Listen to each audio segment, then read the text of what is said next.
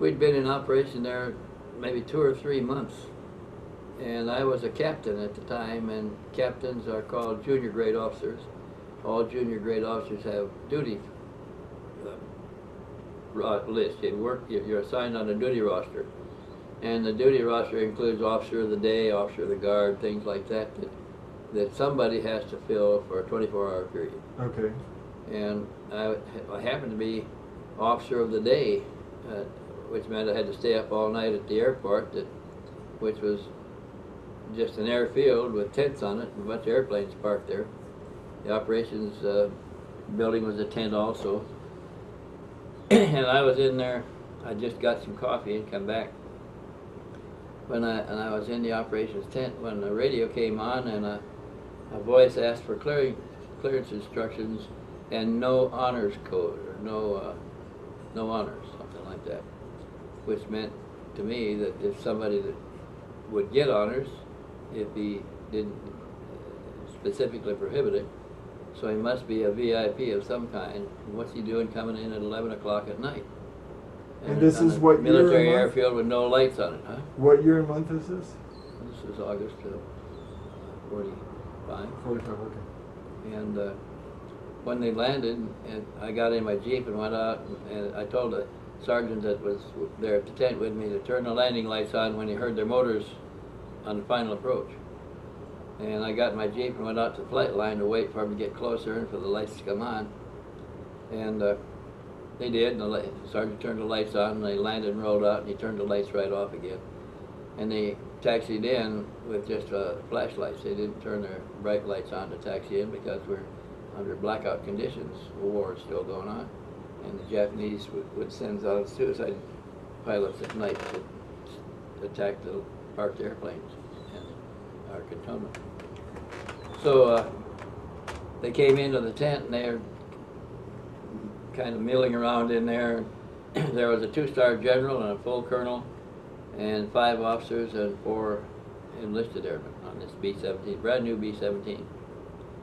And so one of them looked at one of the captains, and he looked again, and he said, "Man, your eyes are yellow." And the colonel came over and took a look, and he tried his Zippo lighter, turned it on, looked at his eyes, and said, "Yeah, your eyes are pretty yellow. The whites are all yellow." And then he turned to me and he said, "Have you got a doctor here?" And I said, "A flight surgeon." He said, "Send for him." So I sent the sergeant in a Jeep to go get the flight surgeon, bring him down there. And when he got there, he looked at his captain's eyes with a flashlight. He turned to the colonel and he said, this man's not going anywhere but to the hospital. He's got a bad case of jaundice, and if he's not hospitalized and treated, he's not going to live." And So the colonel says, well, take him away. And then the colonel turned to me and he says, get your squadron, get your commander down here. So I called the group commander and he came over to the tent, and the general jumped into it about that time. He said, I'm going to need your best pilot with the most four-engine experience in the outfit. So the group commander says, I don't think we have any. We're a fighter outfit. And the general says, well, if you got a personnel officer, get him to go check the records. There must be somebody here with some four-engine time. So they did, and they found that I was the only one in the outfit that had four-engine time. But I got into flight test school. I flew both the B-17 and the B-24 there. And so the general turned to the group commander and said, he's going with me in the morning. He says, get somebody to relieve him right now. He turned to me and he said, son, and he said, cut orders assigning him to my organization here. The captain will give you the information for 3 weeks temporary duty. And then he turned to me and said, son, go home and get a shower, pack clothes for 2 weeks, no weapons, no knives, full dress, Army full dress uniform. He said, and meet me here at 6 o'clock in the morning. So I did. It was already midnight, and I was back there about 4:30, and they came in about 5.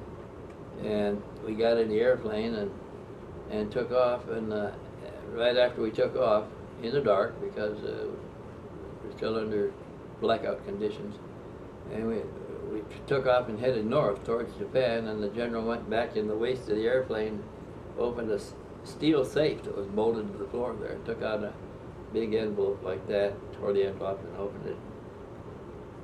He scanned the letter, and it was a very simple 2 or 3 paragraph letter, and he said, turned to the navigator, another Air Force captain.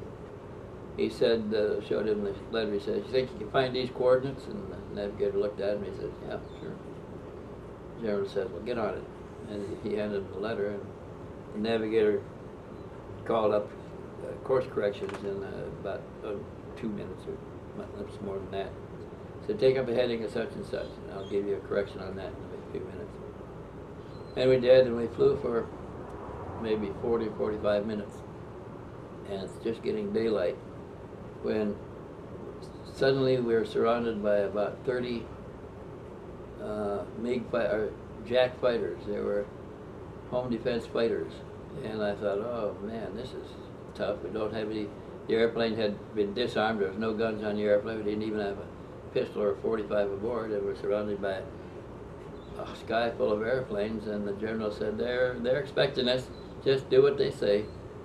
And the flight leader waggled his wings for him to follow him, and he led us north to Japan and to Atsugi Airfield, just south of Yokohama. And they signaled for us to land first. The airplanes all circled around in a big circle while we did.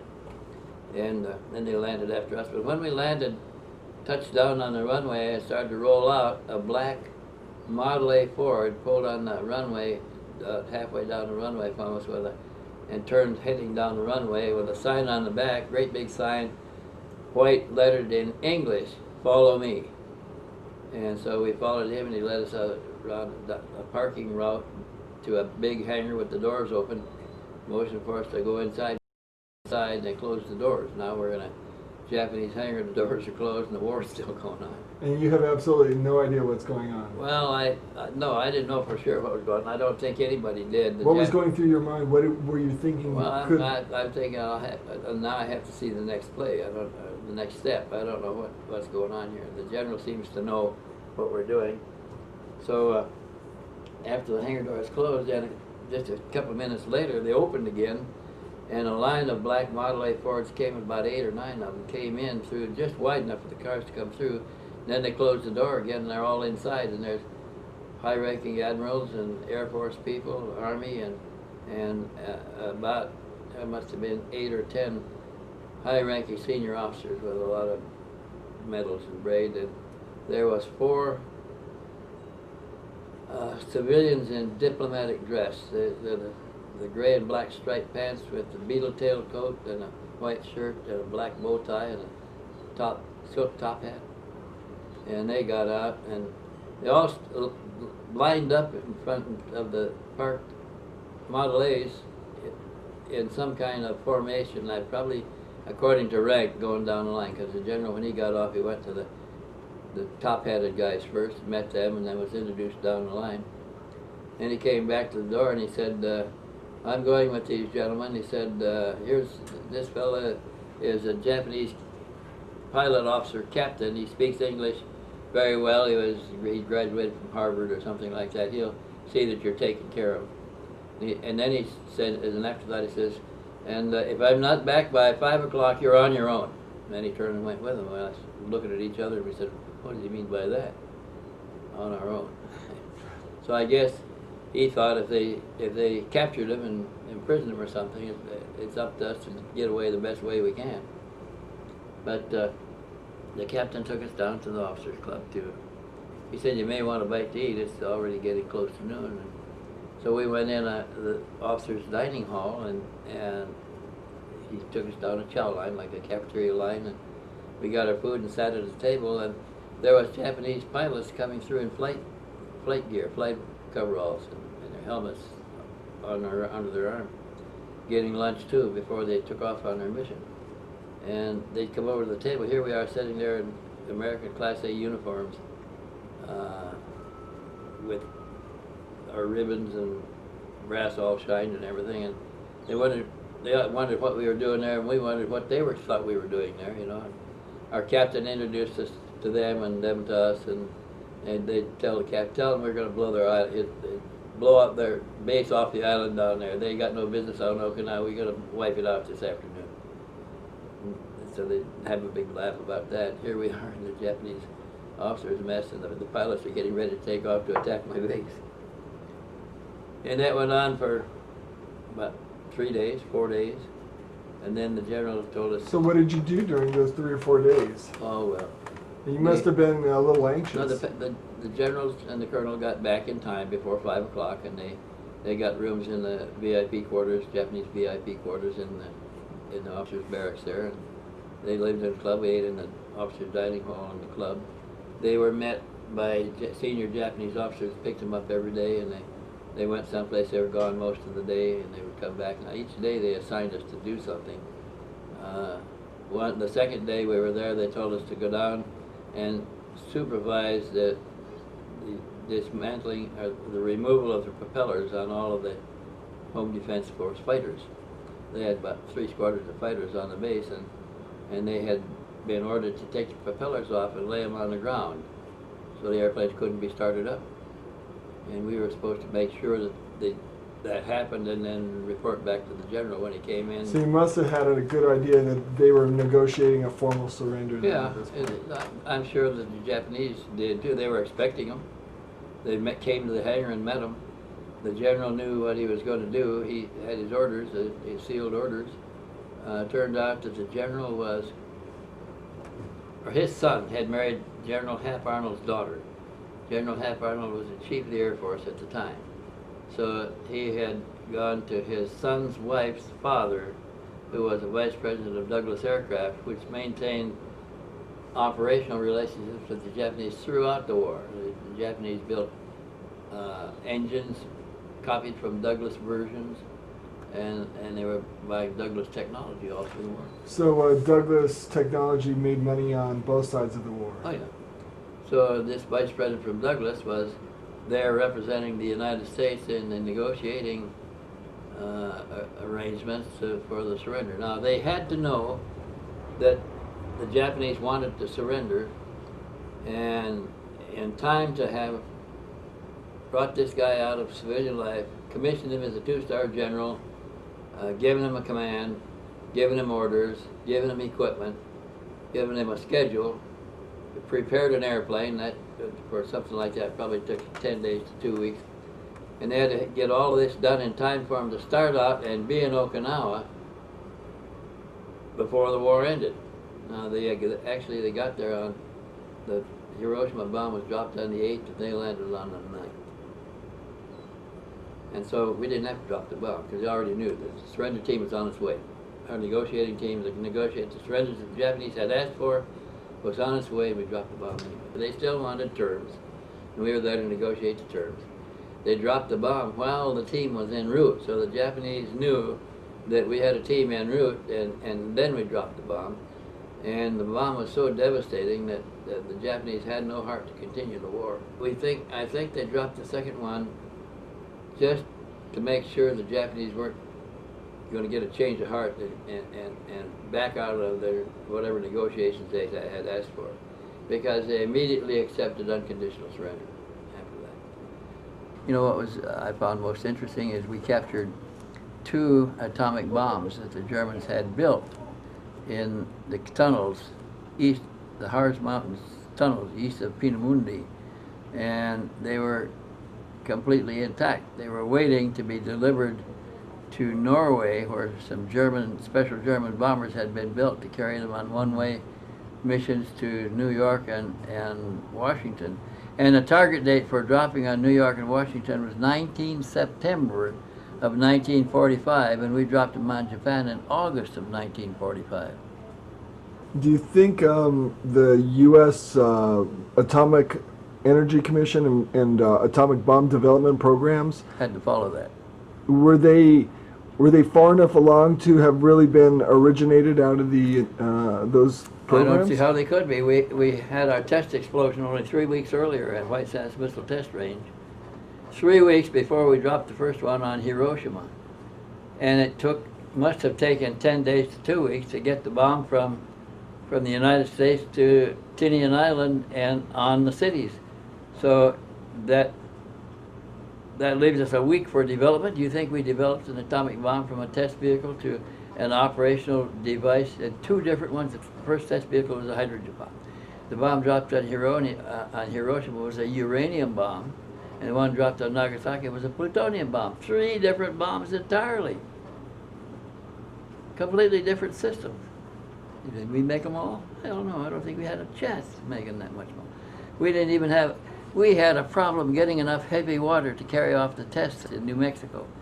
And we didn't have enough heavy water to do it until we captured a supply in a German submarine on its way to Japan with heavy water for their development program, and that was enough to finish the test vehicle off so they could explode it.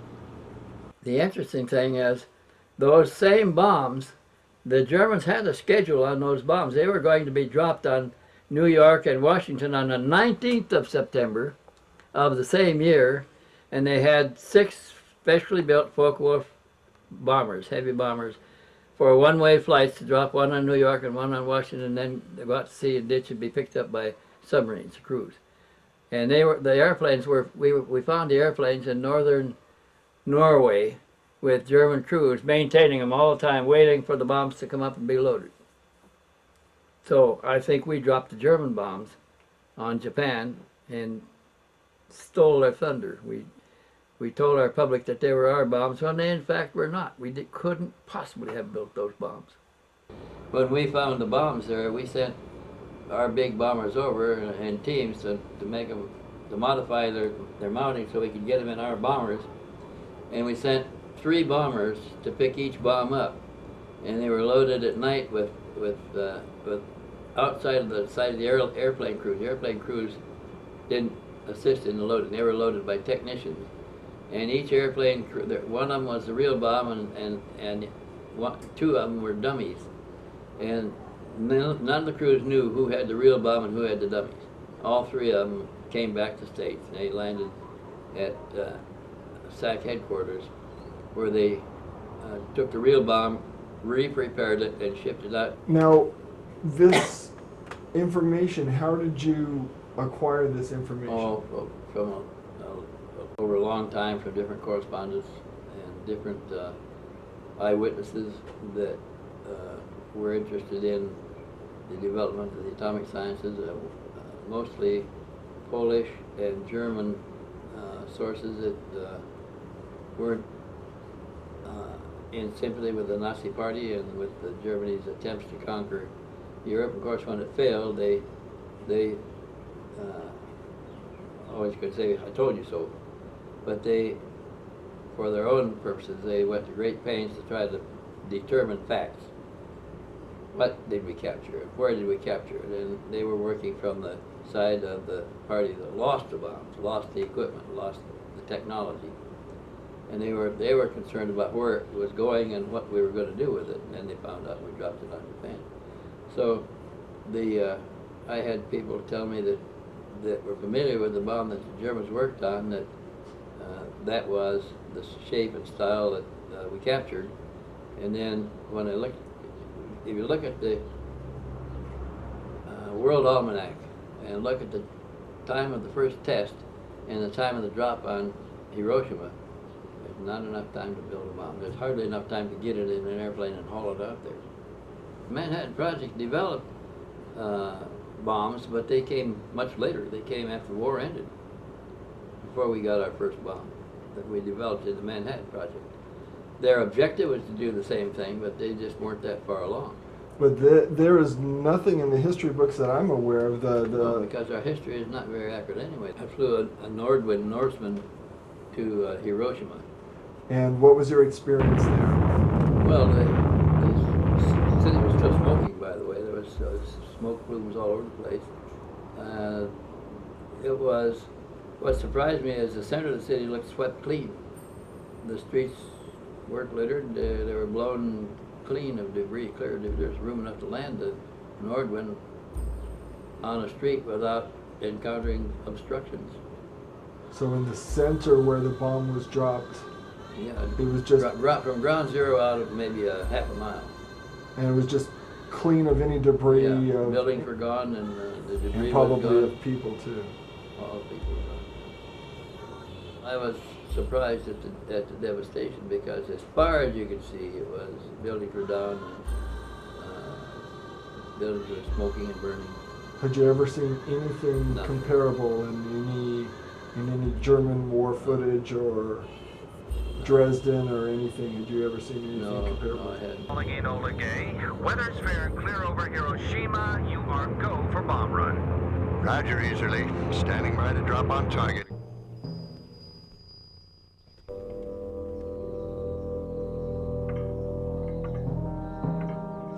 I better get going or I'll be late for school. See you later. You're coming right home after school, because we're going down to the river, right? Right. Promise? I promise.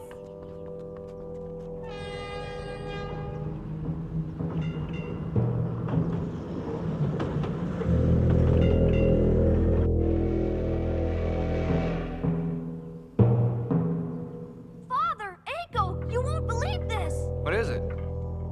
Good heavens. Look at all the ants. Where are they coming from? I've never seen so many. I wonder why.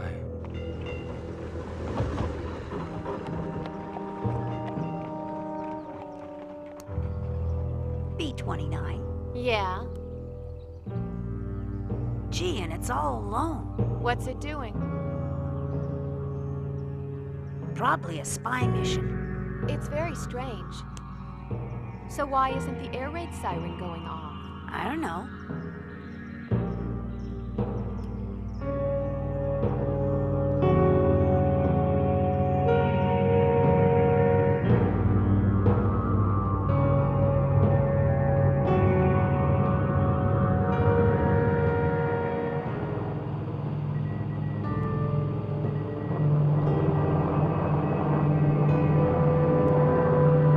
Altitude nearing 3,600 feet.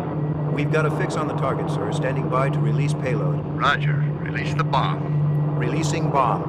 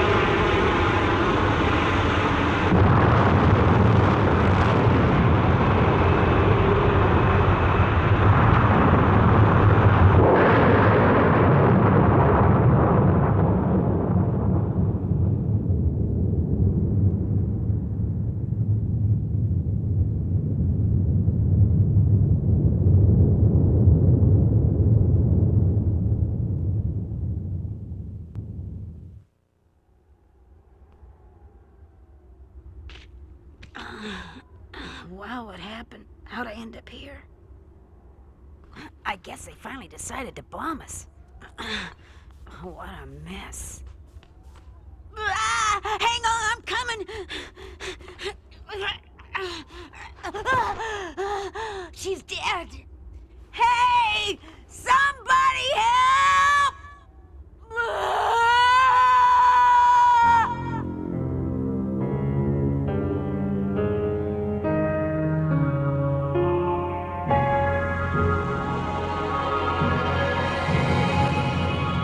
Is anybody here?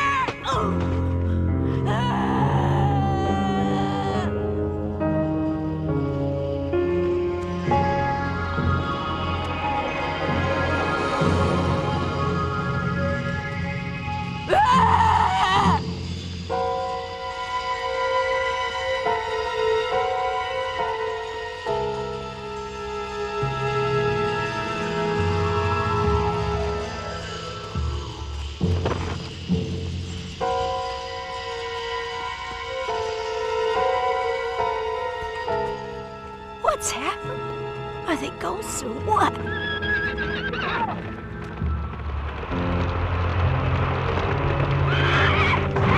Fire! My house is on fire! Oh, please, not my house! I'm coming! Father, Mother, Echo! Shinji! Hey! Shinji, where are you?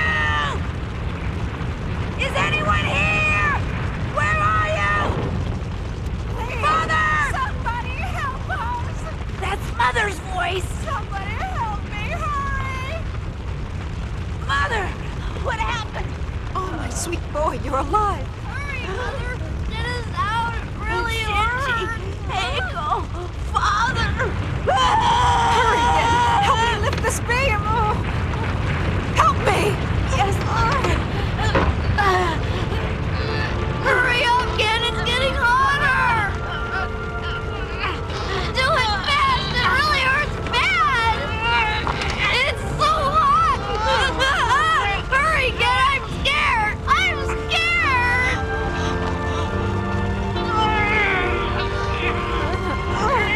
It won't move. We'll get him out! We have to! That's enough! Go on! Get away! What are you saying? Get out now! Go while you can! No, darling, no! I won't! Never! Kimie! Listen to me, you've got to go while you can! Never! I would rather die. Kimie, you're talking like a fool! You've got Gen and the baby to think of now! No, I won't! I will never leave you! Gen! You know what you have to do now, son! What do you want me to do, Father? Get your mother out of here! Now! No, Father! I won't do it! I'm scared! It's okay, Shinji. Echo! Mother, please! Mother! I'm so weak! Oh, why couldn't I be stronger? Gen! It's up to you to look after your mother and the baby from now on. They're going to need you, boy. I know you. Do your best now.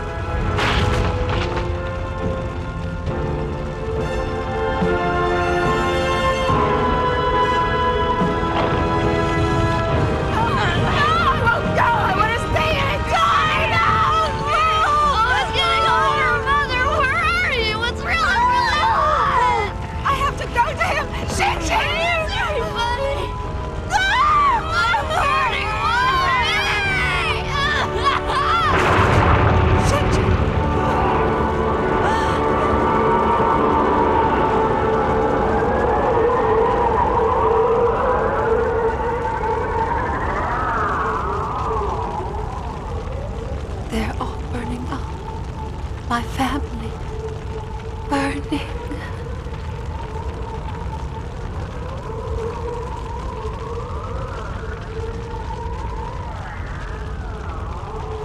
They're burning like a bonfire. Are you all right, Mother? Mother! Mother, we've got to go now. I that first day in Atsugi, after lunch and after we had our room, I thought I ought to take some underwear to the laundry. So I asked the Japanese captain, "Where is your laundry?" And he said, "Out there." I said, "Out where? I'd like to take some underwear over and get it washed." And he said, "Well, we don't really have one on the base here." He said, "You go to the main gate, turn right, go down to the first farmhouse on the left and take it up to the women at the house there and tell them to wash it. And they'll wash it for you and pick it up later." So I thought, well, that's a lousy logistics problem. Is that the way they run the base? And so I asked somebody else where the laundry was, and they said, outside the gate. And so it appeared that the captain was telling me the truth. So I took my bundle of laundry and a bar of soap and went to the gate. I'm in my Army pinks and greens, full dress uniform. Mm-hmm. And I went to the gate, and the sentry on the gate raised his rifle and saluted like that, and stood there. And I said, "Where is the farmhouse to get my clothes washed?" And he just smiled at me. He didn't understand a word that I said. This was a Japanese sentry? Sentry, yeah. So I went through the gate, unmolested, and turned down the road. I'm the only one on the road walking along in my pinks and greens and carrying a little bundle of laundry. And I could see ahead of me, looking towards Yokohama, everything was blackened and still smoldering, smoke plumes here and there, and just charred black. Everything was burned out. And I thought, how did people live through that? There's no structure big enough to be a building, nothing anybody could live in. And I came on a couple of little kids that were standing there. They were about 5 years old, a little boy and girl, and they were just standing there by the side of the road, and there's no parents around or anything else. And as I came by, they smiled and did like that, and I felt so terrible about what we do to people. And they didn't have any. They didn't want to murder me. They didn't have anything else to do but to try to be acknowledged, and they were trying to be polite. And I guess their parents were killed in the bombing. I was down the road. I could see more children. I could see an occasional person moving in the debris, probably looking for survivors or food or clothing. And then I came to the farmhouse, but it was just so devastating. I can't believe that we load hundreds of bombers with incendiary bombs and drop them on a city that has all wood buildings and wood sidewalks to set them on fire. The fire is so great, with the massed fire like that produces what they call a firestorm. And so much air is being lifted out of the area by the heat that it rushes in from the side to fill the gap at hurricane force and blows things away, blows them into the center where they get burned up and go up in plume again. And I don't see how anybody can survive those firestorms, because they're so hot that people just burst into flame when the wave hits them. And we did that night after night. Different cities. When we did it to Berlin, there's some pictures of the firestorm in Berlin, where you see the hurricane force winds and people being blown into the fire by they can't buck the hurricane force wind, and they're just blown into the center of it. So this really scarred you. Oh yeah, we planned that for somebody. Our strategists planned that. That was no accident. I have received this afternoon a message from the Japanese government in reply to the message forwarded to that government by the Secretary of State on August 11th. I deem this reply a full acceptance of the Potsdam Declaration, which specifies the unconditional surrender of Japan. In the reply, there is no qualification. And after we negotiated the surrender, and it was actually carried out on the battleship off the coast of Okinawa. The Missouri. And another one of our jobs was to supervise the painting of the demilitarized Betty bombers, white with green crosses, to take the surrender party down to Okinawa so they could helicopter them out to the battleship where MacArthur was waiting for him to sign the documents. We prepared those airplanes there, and after they probably within minutes after they signed the documents on the decks of the battleship, C-124 transports came in a long line as far as you can see, scores of them, full of troops that landed with they carried 2 or 3 or 4 jeeps, I think it was, in each one, and they'd lower the ramp and the jeeps would roll out with 4 men in each jeep, and they'd head out taking control of the base, going down all the roads and everything, and taking control of the base. And they immediately got out of hand. This was interesting because this never gets in your newspapers. They started, they were troops that had been waiting to invade Japan, and they had been through the islands, and they'd lost many of their buddies. They're shock troops. And they were going to be given their reward by being allowed to be the first ones to occupy Japan. The first ones to pillage, rape, and steal. And as soon as they got out of sight from the runway, they started stopping women and taking their kimonos off their backs in the street. They busted into buildings and stole supplies of stores and found the liquor stores and the commissaries and raided and filled the jeeps with liquor and booze and food, and broke into the stores and took objects, and the Japanese began to complain about our unruly troops. This is not what they expected in an occupation. And so my general got a hold of the commander of the 1st Airborne Division, were the ones that were doing this, and he was a 1-star general, the one that came in with the troops. And he said, look, he said, we negotiated an orderly turnover of the base here, and your men are just running hog wild all over the place. He says, I want you to send somebody out to round them all up, get them back, and make them sit on the ramp here with their hands on their heads. And they sent new arrivals out to round up the old ones and bring them back to the ramp, and they got them all sitting on the, parked their jeeps and sitting on the ramp with their hands on their heads. And then my general turned to the Japanese base commander and said, before this, he had ordered them to lock up all of their weapons in the armories. He turned to the base commander and says, okay, he says, open your armories, reissue the weapons to your people. You will patrol the base, and we'll put a man in each jeep with them, with each patrol. So that was the first self-policing effort, and it worked. They got the base under control. The Japanese policed their own base and treated us as guests, and our men just rode along with the Japanese. They finally worked out a settled relationship where our men just rode along and took care of our people that were getting out of hand, and the Japanese would take care of the Japanese who were getting out of hand. This self-policing worked, and they extended it to the whole island after that. And whose idea was this? It was General Victor Bertrandius, the one that I flew in, the one that negotiated the surrender terms. And he was a civilian, you said, who was made a 2-star general. Yeah, he was a civilian. He was made a reserve general, 2-star general, just for this operation.